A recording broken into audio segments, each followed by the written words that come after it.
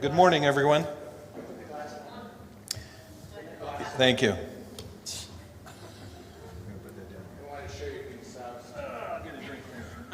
Put some more scotch in there. Good morning, everyone. I'm Tom Colbert. I'm a consulting producer on the documentary some of you may have seen. I'm also the person with my wife Donna Kay over at the machine in the corner. We're the ones that brought the case forward. We received the tip in February of 2011, and that was brought to us by one of our cameramen who is working today, Rich Kashansky, and we're grateful to him. I'm a former KCBS researcher. My background for 10 years, I was there for senior researcher. Went to Paramount after that as a story editor, and now I make movies and documentaries and put out books occasionally. But I've also been a police fire military trainer since the 80s. 16 years up at Camp San Luis, teaching crisis management courses. So you might say I have Rolodexes, old-fashioned Rolodexes in both worlds, which gives me a great advantage. And of course, from those Rolodexes is how we created this first of its kind cold case team. And we will talk about that in a minute. First, I would like you to meet our subject. This was a 6-month courting of this subject. Long discussions by email, phone, with a correspondent, myself, trying to convince him to talk. And the public record online at the time was very limited. We had a lot of other public record through archive searches, but he did not know that. And the only public record was that he was wrongly arrested and exonerated. So our initial question for him was, this must have been hell for your family. We'd like to talk to you about this ordeal you went through. That was what we hoped could draw him. We tried for 6 months. He played games. He said yes, he said maybe. And after 6 months, we decided to confront him. What you're about to see, and where he is located at the beginning, he was for an hour trying to avoid our cameras at this location. Donna, you can start the video. Ladies and gentlemen, he was pressed on his medals because he had 14 medals he did not earn. He was never wounded in combat. He claimed 5 Purple Hearts. He was not a lieutenant commander. He had a sticker on his car. He had a Purple Heart license plate he wasn't entitled to. So that was a tip-off to us during surveillance. We did a week of surveillance on him before approach, to some trouble with his character. I'm going to introduce now the fine people standing behind me. We threw this together after our second night of the documentary. We have about a quarter of the cold case team here. You are seeing the incredible folks that have taken part in this. Of the 1,000 some odd suspects that have ever been accused of being D.B. Cooper, feds have never, ever been on a cold case team. We have 23, 12 of them former FBI. I hope that tells you how serious this case is. The reason we packed it with feds, and we'll talk about it later, but the most important reason you should know is because we wanted the FBI comfortable to work with our investigators at their level. Our goal was, for the FBI, as a police trainer, I wanted them to star. This is not about me or my wife. We wanted them to claim credit, that their current and past agents feel they have a viable suspect. And as you know, and you may have heard, they haven't looked at our case and refused to. Let me mention who's here. I'm going to do it alphabetically. We have an investigative cameraman who shot some of the footage you saw, Barry Conrad. If you could stand up and just wave so people know who you are. The other one is the working stiff who's making money today. That's investigative cameraman Rich Kashansky, who provided the initial tip. Thanks, Rich. Key witness number 1, Pudgy Hunt. Pudgy? Now, if anybody's a sports fan, I have to mention this. Pudgy Hunt had the highest number of high school points in 4 years of high school ever scored for 50 years, until a guy named Kevin Love came around. But he needed to retire at some point, right, Pudgy? Pudgy is the key source that links Mr. Rackstraw to the drug dealer that we believe was involved in planting money on the river in 1980. Pudgy made the accidental introduction between the two men 7 years earlier and our records show they became 7-year crime partners. The second key witness is Pete Roscoe. Pete's a former councilman from Astoria, California, and pardon me, Astoria, that won't be the first. Pete is from Astoria, Oregon, and he was the key witness, and you're going to hear a story in a few minutes of how he was brought into the investigation. Eric Kleinsmith, you're going to meet later. Eric, one of my 3 attorneys and manager, Michael London. Dr. Chris Mahandi, who will be talking in a little bit. Rackstraw's former commander in Vietnam, who has very strong opinions about him, Ken Overturf, Lieutenant Colonel Ken Overturf. Where are you? Thanks, Ken. Investigative editor, Jay Snyder, wherever he's hiding. Tom Solacey, co-author of the book. Tom, thanks for coming. National security attorney who's about to talk, Mark Zaid. And finally, former liaison officer for the Chicago FBI JTTF, Joint Terrorism Task Force, from Niles Police Department, Jim Zimmerman. Jim, thanks for coming. I'd like to introduce now Mark Zaid, who's going to set the tone of this news conference and, frankly, our frustration with the FBI. Thanks, Tom. Good morning.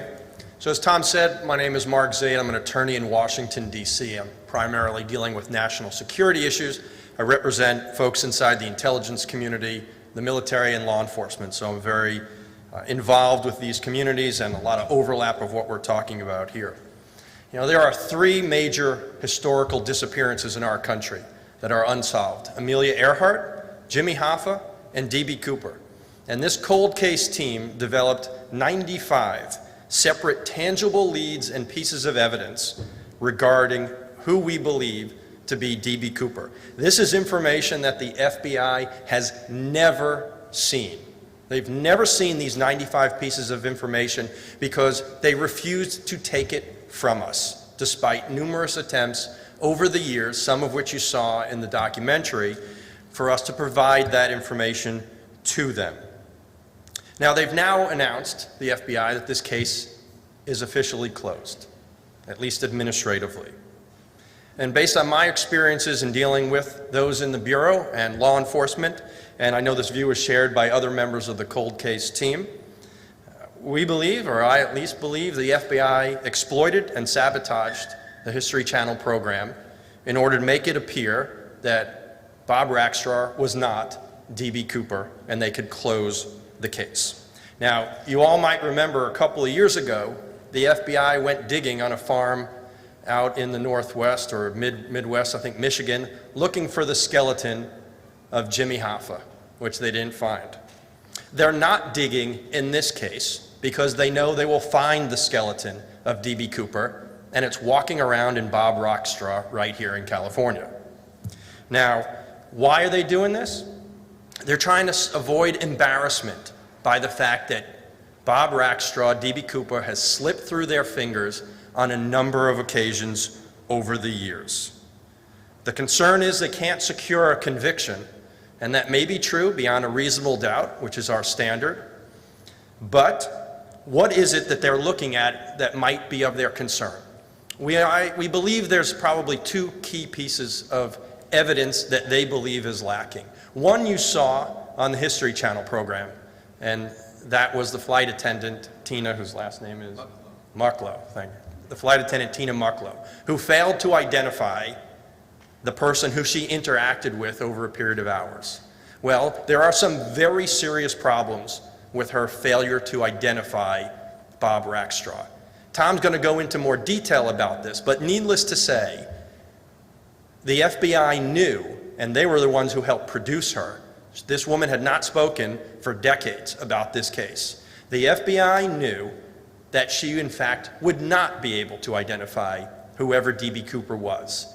Yet they purposely put her forward to the History Channel, and you're going to want to ask why that is. Now, what we usually see in these types of cases, and many murder cases and convictions are based on circumstantial evidence, is that of an alibi.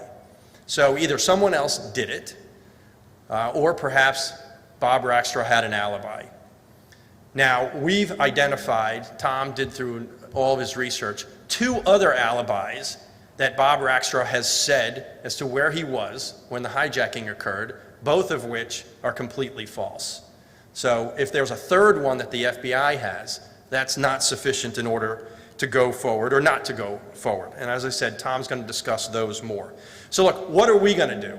Well, we've had this History Channel program that you can judge it the way you want. You'll hear what we have to say today. You'll see in the book that's now come out and the other evidence that'll be presented. But we're going to take it a step further, and the FBI has given us that opportunity.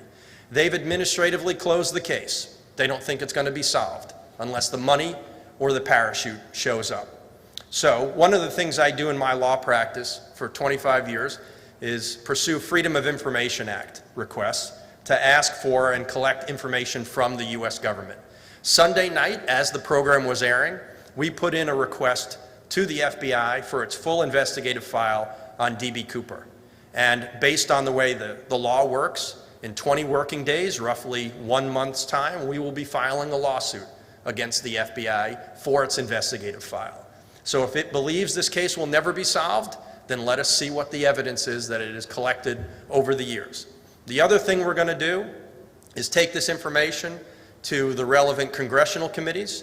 You saw last week a hearing, and the FBI Director Jim Comey testified about why the FBI didn't recommend to prosecute Hillary Clinton.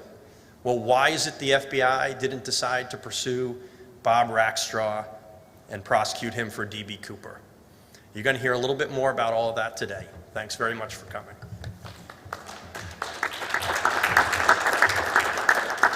Thanks, Mark. Mark is a member of the cold case team. He's entitled to his opinion, and that was Mark's opinion, but he speaks for most of the cold case team, I can tell you that. I want to mention quickly about this incredible team we have. Understand that we have 1,000 years of experience, skills, wisdom in front of us involved in this for the last 5 years. I would say about 2/3 right from their armchairs. We could call any time. Matters on the law, investigations, surveillance, confrontation. It has been an incredible asset.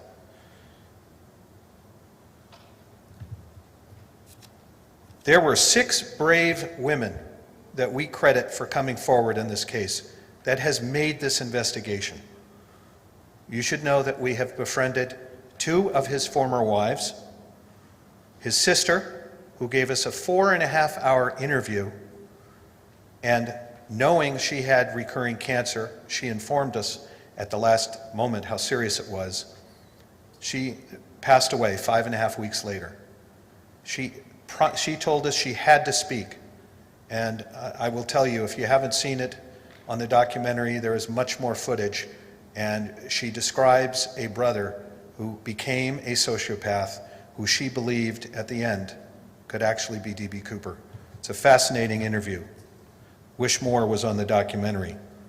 We have a producer, Hollywood producer, who became his cocaine partner as another witness. A college woman, young girl in college, or out of college, in Corvallis, pardon me, a young girl in Corvallis that was befriended for about an hour and a half and received information from him in background. All of these people are the investigative report for the FBI, and the investigative report is duplicated in the book with over 1,000 footnotes. It has been vetted, it has been approved, and the members of the media can get a copy of the book. I encourage it through my wife Donna later. We want to talk about the FBI email history now. The FBI email, I want to establish for you, we had the right motive when we approached the FBI in 2012. They wouldn't come to see us, so we put the budget together to go see them. We brought a detective sergeant, former Detective Sergeant Portland, with us as a witness, and we presented 33 pieces of evidence I mentioned the drug trafficker who we believe planted the money. One of his runners was the key source that came to Rich Kashansky and started this journey. So we had evidence, 33 pieces of evidence to present. The FBI said, there's not enough here to reopen, which we expected, but they said, and we encourage you to move ahead on your investigation, and we did, and we left. We provided them 3 key pieces of evidence. The photo you've seen of his Army ID, which was critical, that the FBI claimed they did not have, was never brought out of the file in '79. We dug it out of St. Louis for them. We had a PowerPoint with the video you saw, of some of the video you saw, but actually let me correct that. The PowerPoint video was actual footage from KNBC. They went up and interviewed him twice in '79. It's the only footage in the world of our suspect during the '70s. We left that with the FBI for their scrutiny only. And finally, we gave them a lie detector test of our drug runner. Naturally, we wanted to check his credibility. They thanked us on each email, but the key thing you should know, the first email was, we will let you know if we would like you to or not to continue giving information. The fourth email we received was actually from headquarters. And headquarters said to us, we encourage you to continue sending your information to the case agent and it will be forwarded. That was the signal that my wife and I decided was the answer we needed. So we went undercover for the next 3 years because we're not a branch of government, we're not a branch of law enforcement, we're an independent team. And we worked for 3 years to gather this 95 pieces of evidence until our introduction. So that's the history you should know on the email. Corvallis and Astoria. These are the 2 towns we believe Mr. Rackstraw was hiding under one of his 18 identities as a Swiss chalet owner named Norman de Winter, walking America, as he told a Catholic priest. And he lived there, said he had a plane to 4 of the 12 witnesses we have that knew him in those 2 towns. I want to show you, we have his trail through a series of letters and gifts. We have 5 letters, gifts, and the gentleman in the corner was the first one he befriended at a sidewalk show. And he said, I'd like 10 of your pottery for my chalet. I'll load them on my private plane in 2 weeks. This poor man made all those for him. He came in 2 weeks later to check it out. Great, I'll be back. He never came back. So his con went on and affected a lot of people, and it's heavily documented, and one of those letters is going to be key in a few minutes. I'd like to introduce you to, in my view, not only a key source, but an honorary member of our cold case team, Pete Roscoe, as I introduced the former councilman, because Pete on his own found another 8 people, own time and own dime, that were witnesses to Norman de Winter. And he'll talk about that now. Pete? Thanks, Tom. Please mention budget. Yeah. Well, as Tom said, my name is Peter Roscoe. I was at one time a city councilor in Astoria. I was actually a city councilor when I became involved with this story. My friends here, Pudgy and Connie, Astoria is a very small town, and you have many, many friends in a situation like this. So one night they came in for dinner, which happens not infrequently, and we're sitting around talking. They started telling me they were working with Tom Colbert on a story about D.B. Cooper. I'd never heard of Tom Colbert, but I'd certainly heard of D.B. Cooper. And as the conversation went on, I said, I'd like Tom's phone number because I've always felt that I had an important story to tell. In Astoria, during the summer of 1971, there was a guy that came through here like some kind of Mark Twain Mississippi scam artist, telling everybody he was a Swiss baron. And his name was Norman de Winter. By the way, Norman de Winter, a Swiss baron. If anybody's ever seen the great film by Alfred Hitchcock, Rebecca, Laurence Olivier played Baron Maximilian de Winter. So what a clever con man to have this sort of something that's a little bit of an echo for people to make it seem legitimate. So anyway, he scammed his way through town. The picture of the potter there, that was my friend P.K. Hoffman. He was a noted ceramic artist and still is. I found out in my research with Tom the exact day that Norman showed up. It was July 17th. I went over to the microfilm and found the advertisement for a sidewalk sale in Astoria that summer. So this guy, Norman, came into our community, and for some people that would sort of drink the Kool-Aid, he would encourage him, and I was a little bit skeptical, so he kind of avoided me. I was a bartender in a little tavern, the most popular spot in town, and so I would see him come in there, and he just stayed away from me. And I went back to school in the fall, and when I came home at Thanksgiving, the story had broken. And so I'm sitting there in a tavern, looking up at the TV screen, and the sketch comes on of D.B. Cooper. And I said to the guy my friend that I was sitting with, I said, "That looks like Norman de Winter." And I remembered that Norman de Winter had gone to Corvallis when he left town in the middle of the night because people were getting skeptical of him. Even the ones that had been believers became skeptics. He left town in the middle of the night. He ended up going to Corvallis and hanging out with one of our young Astoria guys was a football player for the Oregon State Beavers. And actually, Pudgy's grandson just signed with the Beavers today. That's kind of funny.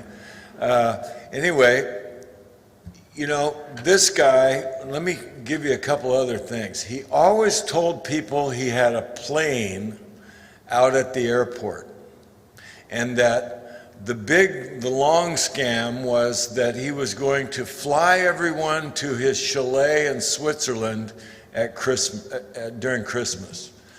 So he also kind of keyed in on people that worked in the airline industry, so much so that at a party, one of the sisters of somebody who has come forward worked for the airlines, and she chartered a jet in his name. It almost cost her career.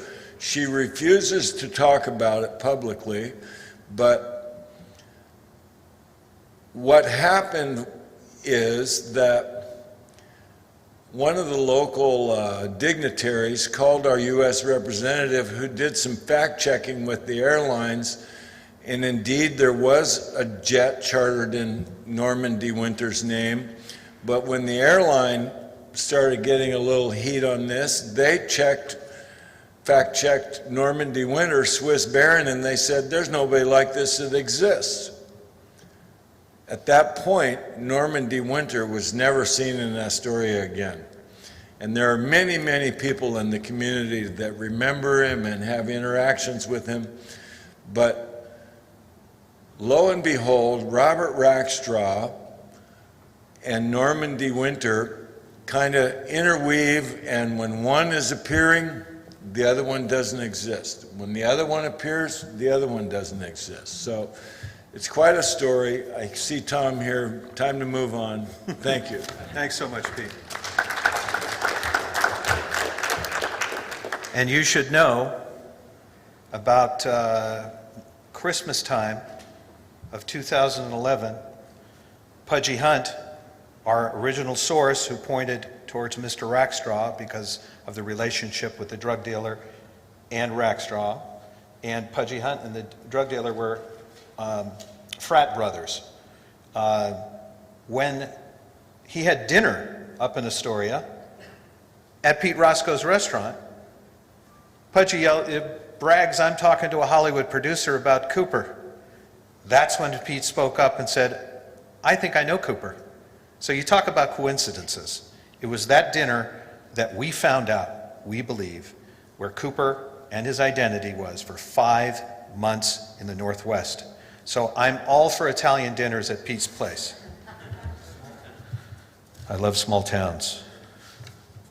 We want to talk about an amazing piece of evidence that you did not see, correct me if I'm wrong, on the documentary, which means the FBI doesn't know the emphasis of this. You are looking at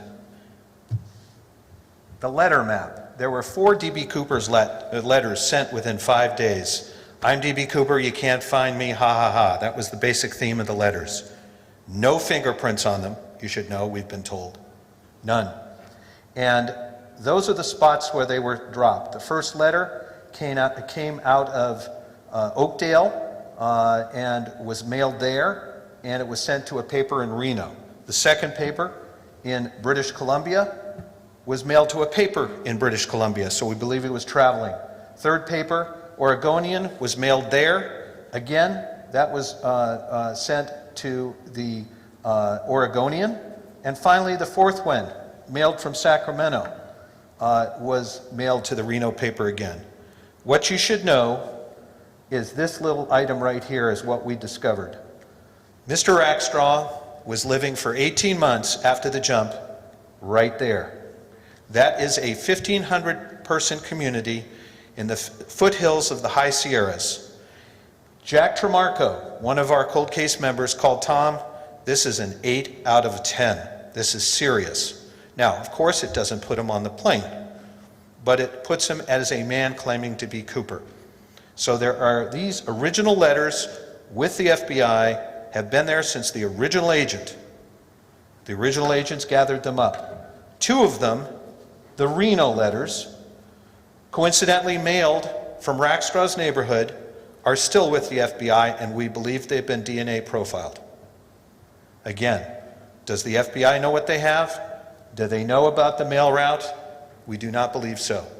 And the audience, of course, wasn't told. The next piece of evidence, we want to talk about the third letter. 3 of the 4, like the Zodiac Killer, were all cut and pasted newspapers.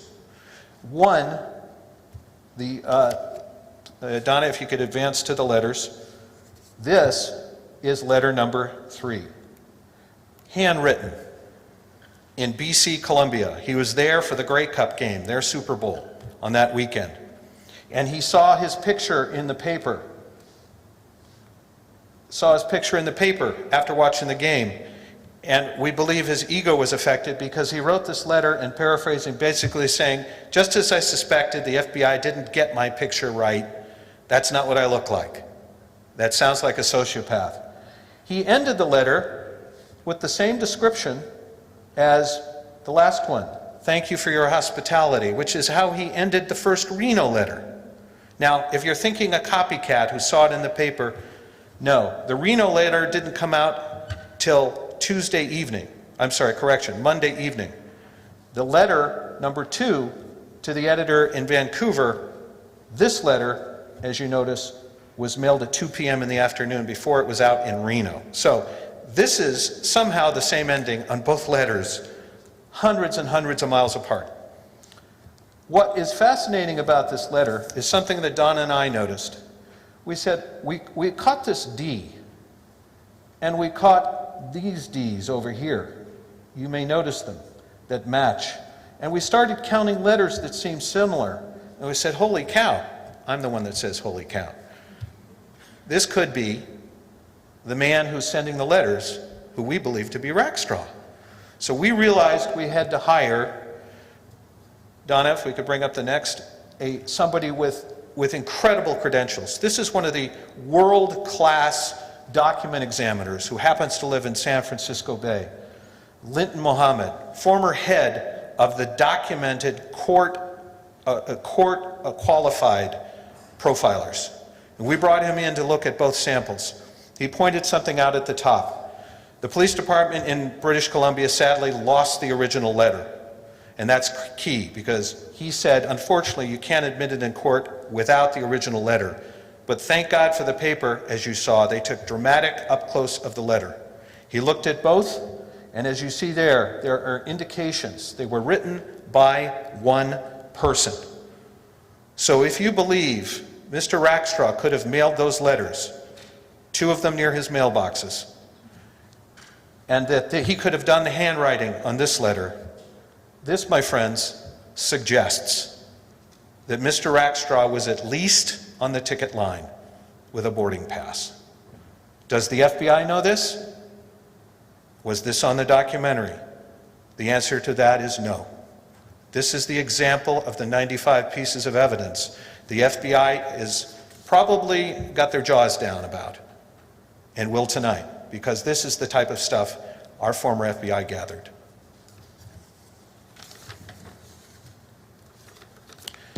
Six-pack. The key witness, there are 4 witnesses on the plane, 3 stewardesses, and everyone should know, the women that are the stewardesses, I reached each one of them, they want to be called stewardesses, not flight attendants. All right, so that's not my bias. These stewardesses and a college kid sitting in the back seat right across from D.B. Cooper. He was there for 15 to 20 minutes of the flight. And what's important to know, the passengers were not briefed on the hijacking. They were told it was an engine problem. So there was no high anxiety concern with the passengers. The stewardesses, of course, were highly anxious and scared and trauma. So keep that in mind. We found Mitchell, who sat down with us. We said, we'd like you to look at our suspect's picture. And when he sat down and looked at this, he immediately pointed at one man, Robert W. Rackstraw. Now, something you should know. He said, well, this is Richard McCoy, and I think he was cleared. Richard McCoy is a hijacker the next year who copycatted Mr. Rackstraw. The reason he knows of Richard McCoy's name, this man has never been on television in America till our documentary, but he was on British television in 2007. The subject was Richard McCoy, and he was asked to comment on McCoy. Could be him, might not be him. I didn't see the documentary, but that was his context. I am going to bring up a forensic and former police psychologist of high credential to talk about what he talked on the documentary and take your questions of why he thinks this is important. He looked at Mr. Rackstraw. Please welcome Chris Mahoney.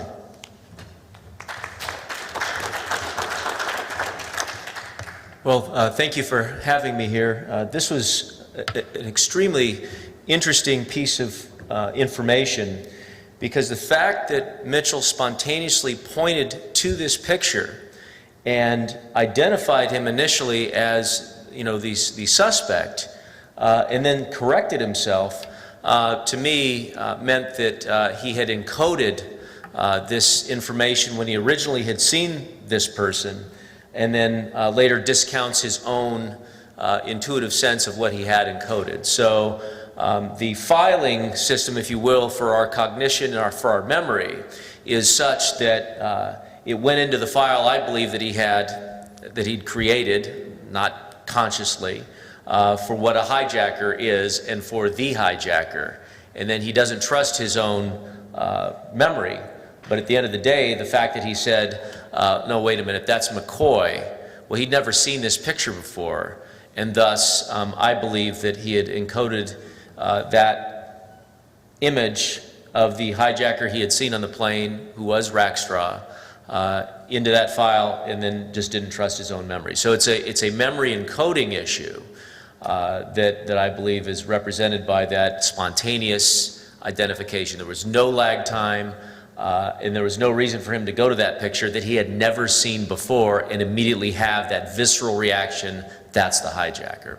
So that's an important, incredibly important piece of information, I believe, in the case. And I'll take any questions about that, but it goes to the issue of cognition, memory, and how we encode things as human beings. Okay. Thank you. Thanks, Chris. We wanted to hit the issue of these stewardesses as well. By the Yeah, way, that's- I was going to correct Tom about using the word stewardesses, and thank goodness he mentioned that. It was like, Tom, it's flight attendants. Yeah, they're all leaving the room. Right. Thanks, Chris. I'm going to ask Chris in a few minutes about something else, but I want to show you the sketch that came from Mr. Mitchell. Now, our investigators have looked at this sketch and our picture of Rackstraw. And I have active law enforcement who won't reveal their names in departments and retired FBI that say there are 9 points of match on this photo. From the ears to the nose to the brows. I'm not an expert, I'm telling you 9 points. What one was key to say to me that it was so strong that he kind of lightly said, I believe the sketch was laid on top of the picture and sketched. That's how strong they feel this is. So this is a key piece of evidence. Again, was this hit hard in the documentary? I don't believe so. So does the FBI know these facts? Again, I don't believe all of them. I want to next bring up the 3 stewardesses as it was mentioned. All 3, I've talked to all 3.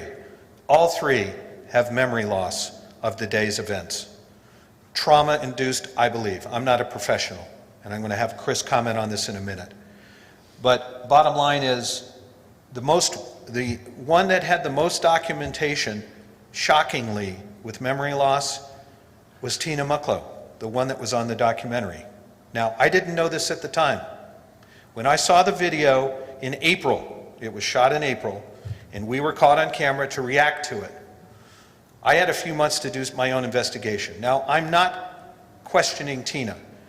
God love her, the pain she's been through and everything else. I understand the fear, anxiety, and so forth. What I'm questioning is why she was pushed forward for this interview. My research showed that 2 FBI agents had interviewed her in the 1980s, and separately. And both came, according to an article 5 years ago, both came to the result that she has very little memory of the hijacking and the events on the plane. They said that it was like her brain was wiped clean. Most of her answers, it was stated, were, I don't remember, I don't remember, I don't remember. Now, no offense to the fine people in the room, I don't trust the media totally. I went to get their books. Both those agents wrote books. I have one of them here that I want to read a key point that I found fascinating. Now remember, these are FBI agents. You figure they worked with the Bureau in getting these interviews. This is the quote. She tried to cooperate, but could remember very little about the skyjacking. Nothing at all about the tie and clasp she had told FBI agents about in Reno. She agreed to look through photographs and composites. I knew as we talked that it wouldn't be necessary. Let me repeat that. I knew as we talked that it wouldn't be necessary. Folks, FBI agents are saying 30 some odd years ago that Tina could not judge photos and pictures. So let me ask you the obvious question. If the FBI didn't tell Tina to do this interview, they obviously tactically approved. Tina is an FBI family member, you should know. Her brother-in-law was a 35-year-old agent that died in January. Tina has been protected by the Bureau all these years, as I would do with my own law enforcement family. Tina, I believe they knew she was going to talk. I believe they approved her talking. So my question to the FBI, and then my question to you is, why would you submit a woman with alleged memory problems to judge our suspect? Is any of this in the documentary? No. I brought this information to the documentary and the channel 5 weeks before air. I said, I'll sit down and make this point. I'll do it on audio. I'll give you a written response, but I think this is important for the viewers to know. Did you see it on the air, that side of it? I'm just as stumped as you are. But it's shocking and upsetting, I can tell you, after all the work. I want to ask Chris about the next point. We had one of the top 15 CSI professors in the country look at this information and what happened with the women as compared to what happened to Mr. Mitchell. And he talked about, his name was Tom Morello. Mark, how do I pronounce it? Mariello. His name was Tom Mariello, the professor. And his general statement was, those in trauma, many, many times, rape victims, gun and face robberies, and so forth, keep that face out of their head to sleep, and then it vanishes many times forever. Others, it comes back. My point is, all three stewardesses had issues. Would you comment? Could you come back, Chris, and talk about Professor Morello's statement? Thank you. Sure. There are a number of different psychological reasons for why people will forget trauma.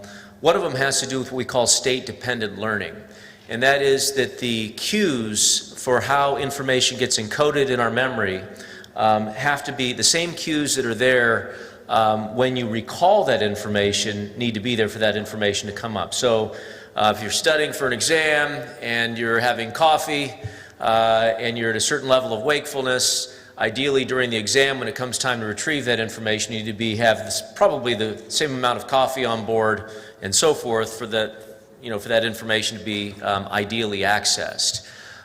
With emotional arousal, be it fear, anger, frustration, happiness, whatever it is, those all become anchors that go into your memory along with the information that you want to retrieve. And if they're not there, the prongs of the key to unlock that door are simply not there. And the more complex the information and the more emotionally charged, the more important that becomes. So that's one explanation, is state-dependent learning prevents the cues from being accessed.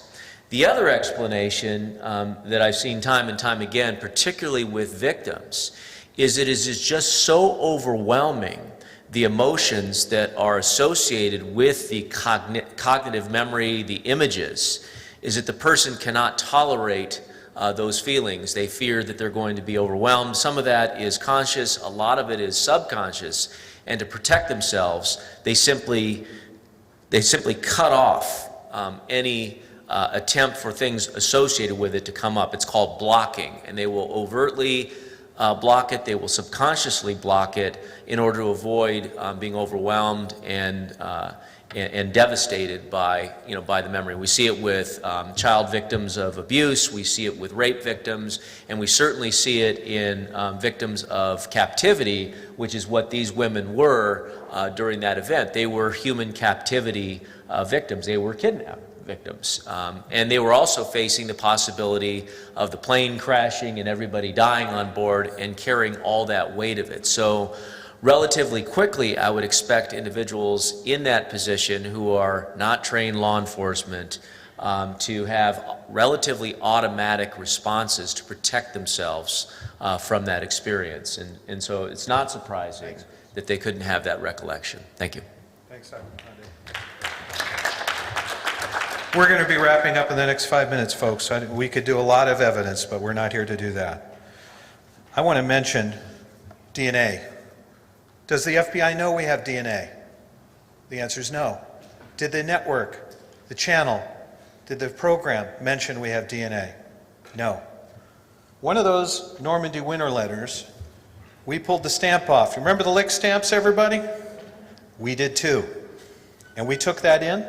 We also had a water bottle abandoned by Mr. Rackstraw the day before, similar to that bottle, empty and thrown.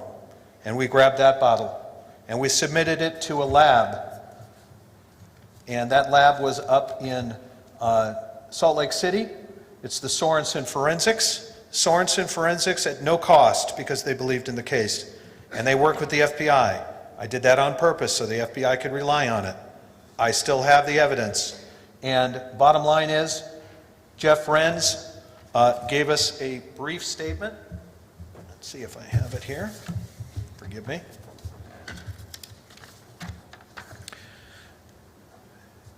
Jeff Renz said, although there was no conclusive match between the 71 letter and the bottle, the analyst found a mixture.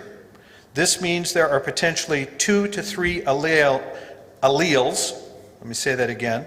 This means there are potentially 2 to 4 alleles for each item's locus. Now, to translate to human speak, in other words, the matches at 3 alleles are significant. I have seen murder convictions based on the same quality of DNA. He concluded by saying, no exclusion and the probability of a match across 3 alleles, plus having multiple credible eyewitnesses, means there is, quote, particularized suspicion that Mr. Rackstraw is Norman D. Winter. There's enough there to go forward with a new investigation. Again, echo chamber here. Not on cable. FBI doesn't have it. We have DNA, FBI. Talk to us. Finally, the getaway girl. This is someone that you have not heard about. She was recorded. This is a woman who remains extremely confidential, who was with Mr. Rackstraw for 3 to 4 years in the 70s. Met up with him during 2 of his escapes, one to Iran and one after the Mayday escape, faking a plane crash off Monterey Bay 8 months later and escaping for 4 more months. Met up with him. She gave 3 statements to us in a 2.5-hour interview about how much she cared for this man even today, and said 3 things about Cooper. The first was the Cooper chat on return from Iran. That is the glass that he met and talked to her. And he held up a notepad and wrote, "Do you remember this? D.B. Cooper," on the notepad. And she said, "Yes." And he wrote, "They're trying to make me this man. Let me correct myself. They're trying to prove I'm this man." That is the first thing she said on audio tape. The second thing she said dealt with medals. He had a coming trial. She, with her attorney, went out and got his military background, his real military background, and brought it to him. And his answer was, you should have just flushed that down the toilet. This could just prove I'm D.B. Cooper. The final statement was when we finally asked her, our correspondent at the end of the interview, and said, "Look, I got to ask you, did you ever address him to D.B. Cooper, being D.B. Cooper?" And she said, "If I addressed that, I wouldn't talk about it until he died." And then 1 minute later, she slipped. And she said, "When this has come up, Bob would say to me, 'Angel, don't talk to the psychologist. Don't talk to anybody because there's no statute of limitation on skyjacking.'" Now, why would you be telling a girlfriend that unless you wanted to be Cooper? Unless you just wanted to be Cooper. We have too many pieces of evidence that Bob not only wanted to be Cooper, we absolutely believe he's D.B. Cooper. Again, not in the hands of the FBI where it should be, was not on the broadcast.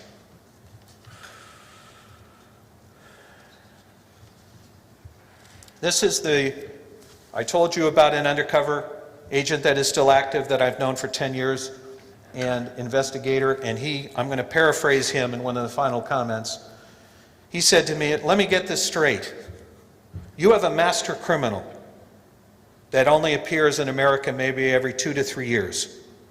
You're telling me in a 90-mile area, 100-mile area, you have 3 of them. You have Norman D. Winter conning a village. You got Bob Rackstraw flying for a real estate agent up there. And you've got D.B. Cooper, who has aviation skills. And they're coming and going during this.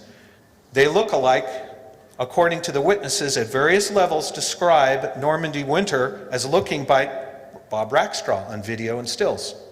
And your cold case team says Bob Rackstraw looks like D.B. Cooper. So you've got 3 look-alike guys, all pilots, all within 100 miles of each other. Statistically, he said, you cannot have 3 master criminals within 100 miles looking alike flying planes. Now you should know, after D.B. Cooper, and they all come and go, you should understand, In Valley Springs, he'd come home, then the other, Norman D. Winter, would vanish. When he went back up as Norman D. Winter, Bob was gone. The bottom line is that when D.B. Cooper jumped from the plane, Bob Brackstraw appeared home and lived for the next 18 months in Valley Springs.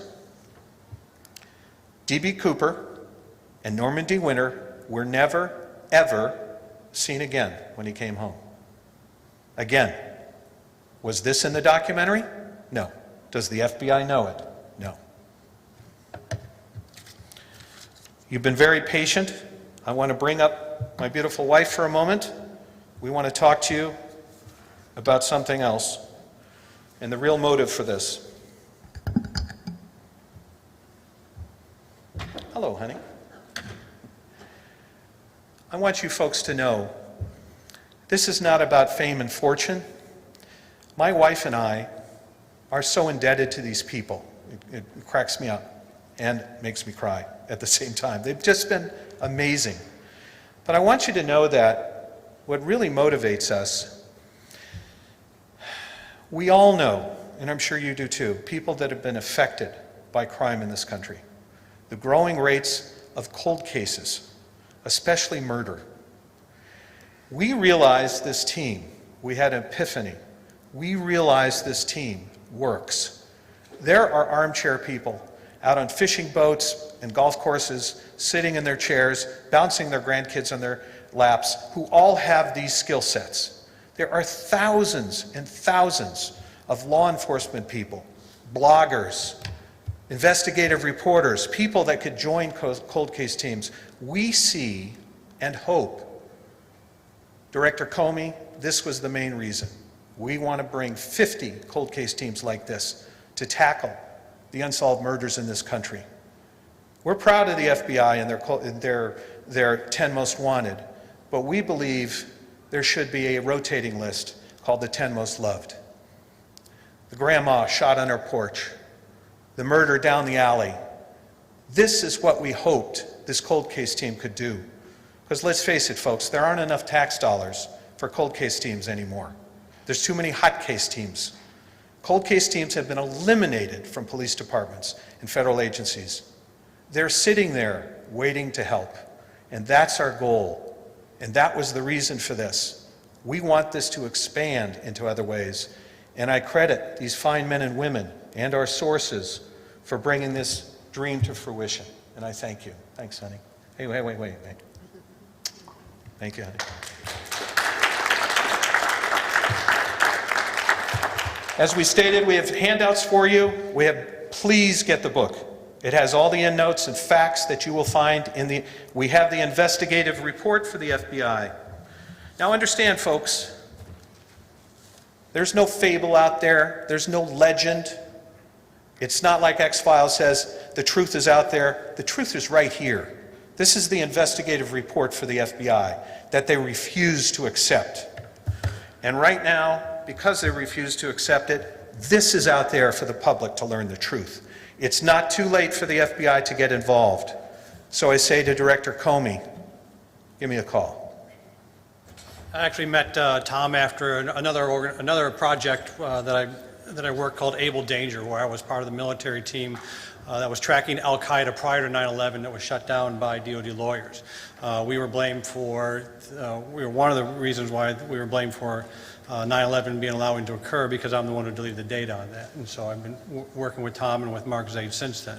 And you might be asking, why is an intelligence person up here? So it's an intelligence job which is different than law enforcement, where law enforcement tells you what happened. This is really what an investigative team does.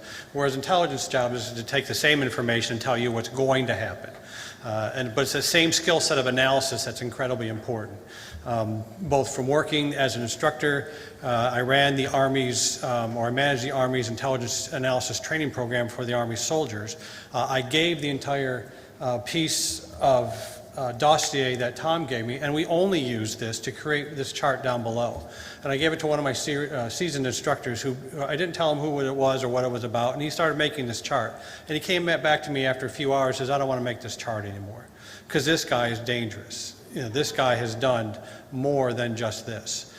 So as, you know, we got back together, we worked this chart, and we really, again, from an intelligence standpoint, intelligence doesn't conduct investigations on U.S. persons. It's simply against the law without some very strict controls that are in place. So we stuck to just doing analysis and just putting a piece of the data that Tom gave us put together for this chart. And you'll see it's comprehensive. The military does this on a regular basis where they'll take a known name of a person of interest and they'll create a chart just based upon a name that's all you get to start with. Tom gave us a dream's worth of information for analysis to put together and work that. Now that I now work with American Military University, we're an online university with over 100,000 students and over 9,000 intelligence and national security related students alone, plus you know, an enormous faculty that supports that in the U.S. and worldwide.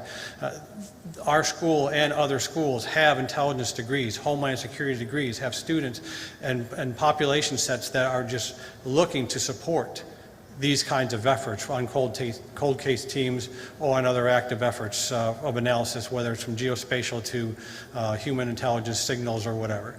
And so that's one of the reasons why Tom had me come up and just say a few words, because we have that team and we have that capability out there. We just have to tap into it. Thank you. I want to mention one thing before I leave here. We have, as I said, Robert Rackstraw, former military commander in Vietnam, who feels adamantly he's D.B. Cooper. He can come and talk to you individually now, and that's Ken Overturf, Lieutenant Colonel Ken Overturf, retired. Thanks very much, everyone.